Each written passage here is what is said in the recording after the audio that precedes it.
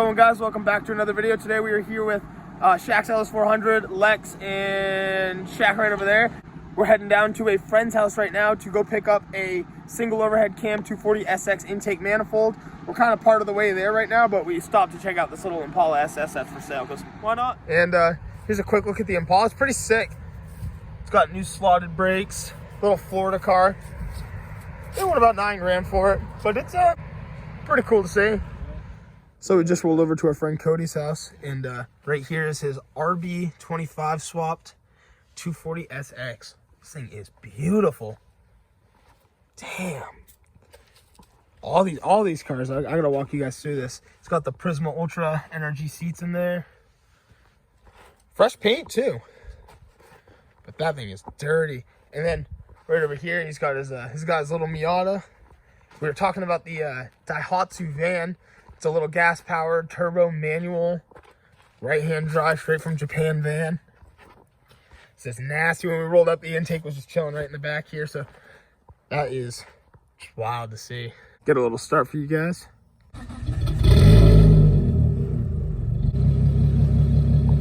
That is crisp.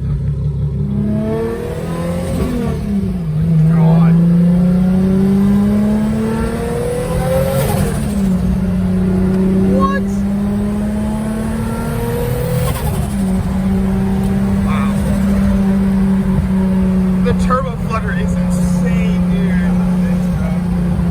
Wow. Yeah, no blow-off valve, just straight intercooled piping.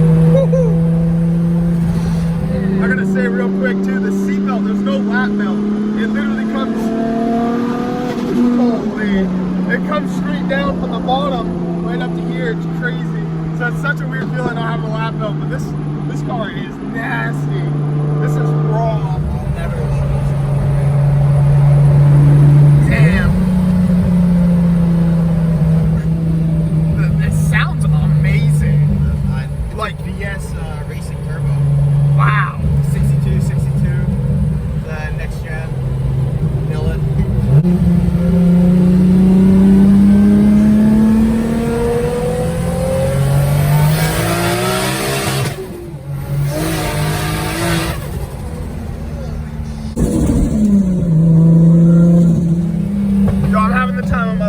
We're just cruising around the pond. 500 horsepower RB25. It's just wild. Yeah, this is probably one of the coolest feelings I've ever felt. God damn.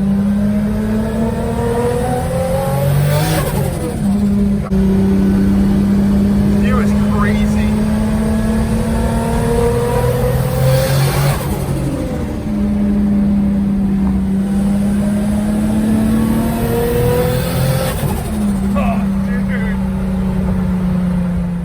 Got Shaq going in the K van.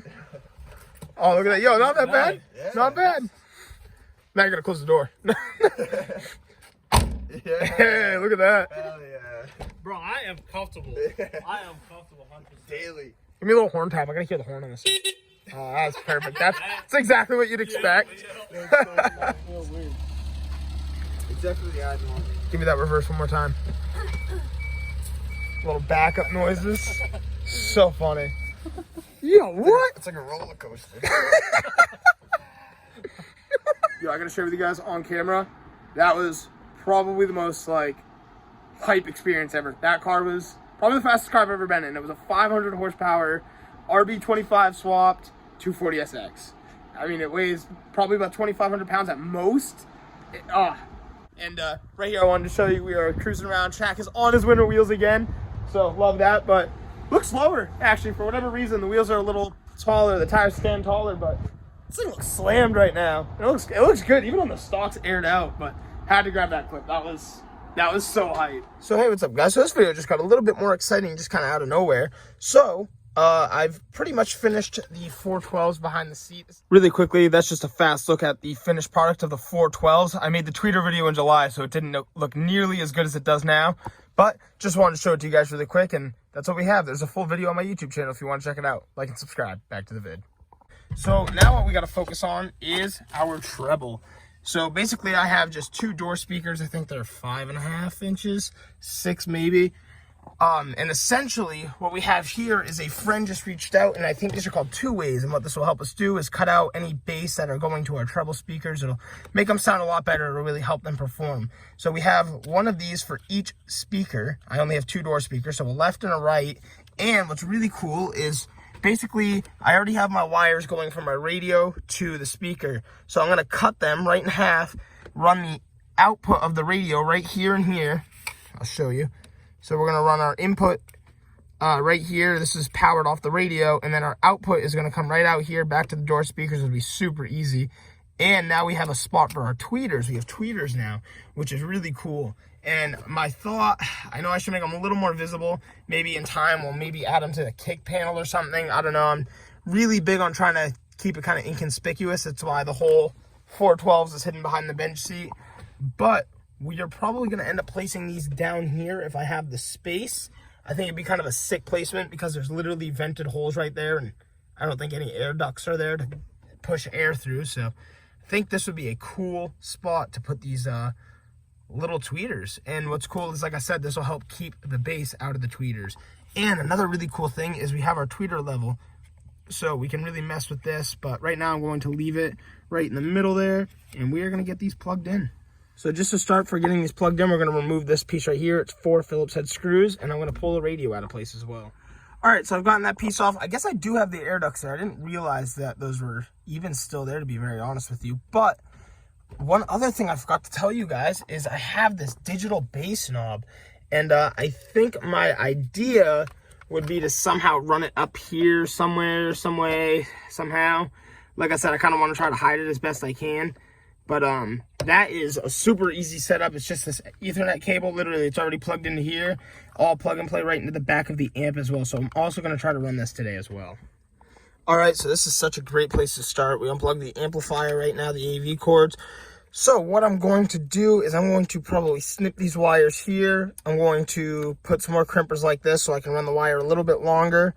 And basically, my idea to hide this away is going to be to basically set this box up, then tuck it in down here, put that panel back on. You really shouldn't see anything.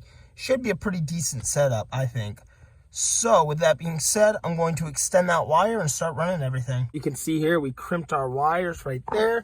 I made it's a round and a square wire. I made the round one positive and the square one is our negative. So that is the input off of the radio. So basically we're going to set that up right here, the positive here and the negative input there. So essentially now at this point, I did the same thing. We ran our positive and negative wire output on this side. And lastly, I just got to stretch the wires for the tweeters so I can mount them where I want to. And we're going to run the positive and negative right there. You know, you can obviously see your positive and negative symbols. So that's where it's going to get ran.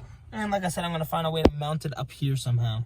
All right, so we've gotten this all figured out. I have my tweeter ran all the way up to here for right now.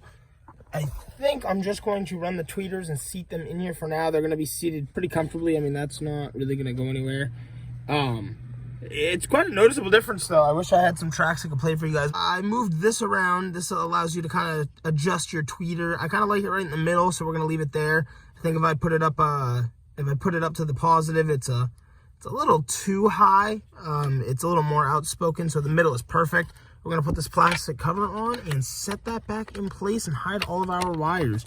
Big thing about car stereos is you really want to make it look like you were never here. So I'm going to hide this up in there and hide the other wires and call it a day on this side, and we're going to move to the next. I think in the future, I'm thinking I might cut a little hole in this and somehow mount them in here. Just a thought. We'll play with it later, maybe even have them directed out. We'll see. I'm not going to get too crazy on that, but we are going to reinstall our vent. Get the screws put back in place. That's a pretty good install right there. We have tweeters and the two-ways, so now these sound a little bit better, which is pretty cool. Big shout out to my friend Dan Mayhew, another fellow mini trucker. He really hooked me up. He ended up giving me the tweeters and the two-ways for nothing. I mean, just super cool of him to do, and he gave me a lot of insight on how to run the subs. So I am highly thankful for all of that. But I'm going to plug in these screws now, and then I think I'm going to go over to the digital bass knob. All right, so this is a very simple install. We're going to have to hide and run this wire as well, but it plugs right into the amplifier, and right here is the knob.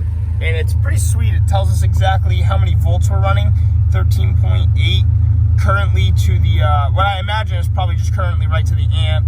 And as I send it, it goes down to low. So, you know, I already knew that. Your lights dim a little bit when it hits the hardest at max. So eventually I'll probably run a bigger alternator. Still new to the game, but it hasn't affected the truck or anything. It's just saying that it's not at the voltage it could be at. But my thought process is possibly mounting this somewhere up here. It would have to look proper though, or I won't do it. But I'm gonna remove this little clip right here and see if I can get this somewhere up here and run the wire back, and probably notch this little piece right here for the wire to run in so you don't see any wire. All right, and check that out. We got our knob in place, the base knob. It's telling us what our voltage is. It's really hard to see right now on camera, but I can see it just fine in person. But that was a pretty cool install. So like I said, I got the 2-ways in place. We got tweeters now. Like I said, I'll probably run the tweeters in the kick panels in the future, but that is pretty sick. But thank you so much for checking out today's video. If you want to see some more mini truck content in the future, don't forget to like and subscribe, and I'll see you on the next one. Thanks for watching.